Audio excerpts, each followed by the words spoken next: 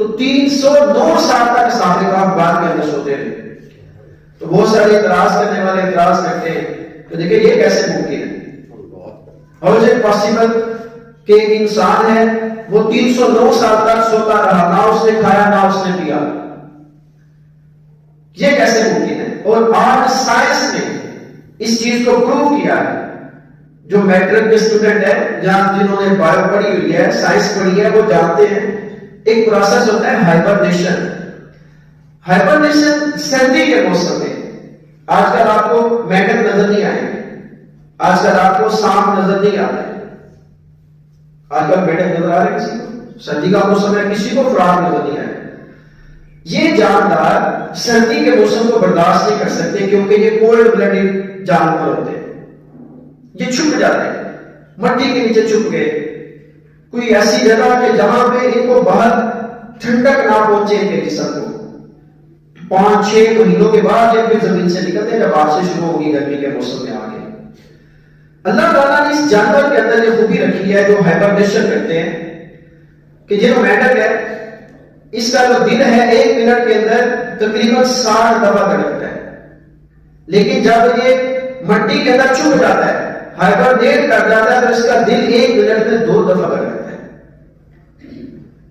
اور 1 منٹ میں یہ تقریباً 30 دفعہ سانس لیتا ہے خوراک جو ہے جو مینڈک ہے.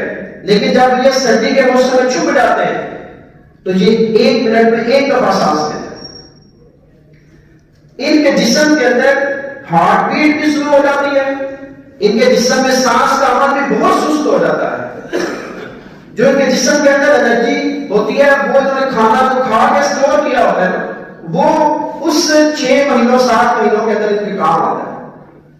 تو اگر ایک خوراک اللہ تبارک و تعالیٰ کی قدرت سے 6-7 مہینوں کے بعد دوبارہ اپنی طاقت والی زندگی میں آ سکتا ہے, تو وہ اللہ اس چیز پر قادر ہے کہ وہ 309 سال اپنے بندوں کو سلا کے دوبارہ سے اٹھ کے بٹھا دے. تو اس کی شان ہے.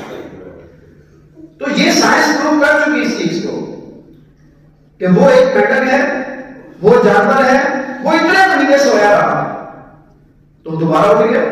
جب گرمی کا موسم آتا ہے تو صحابہ کرام بھی اسی طریقے سے سوتے ہیں کہ اللہ تعالیٰ ان کو ڈائریکٹ روشنی نہیں دے گا تاکہ ان کو ایک یونیفارم ٹیمپریچر درجہ حرارت ملتا رہے اور وہ سکون کے ساتھ غار کے اندر سوتے رہے. ہو سکتا ہے ان کی جو سانس کا عمل ہے وہ بہت ہی سلو کر دیا ہو. اللہ تعالیٰ یہ بھی تو قرآن میں ارشاد فرماتا ہے نا, ہم سانسوں کی گنتی پوری کرتے ہیں. جتنے ہمارے مقدر میں اللہ نے سانس لکھی ہے جب لے لیں گے اس کے بعد ہماری موت آئے گی.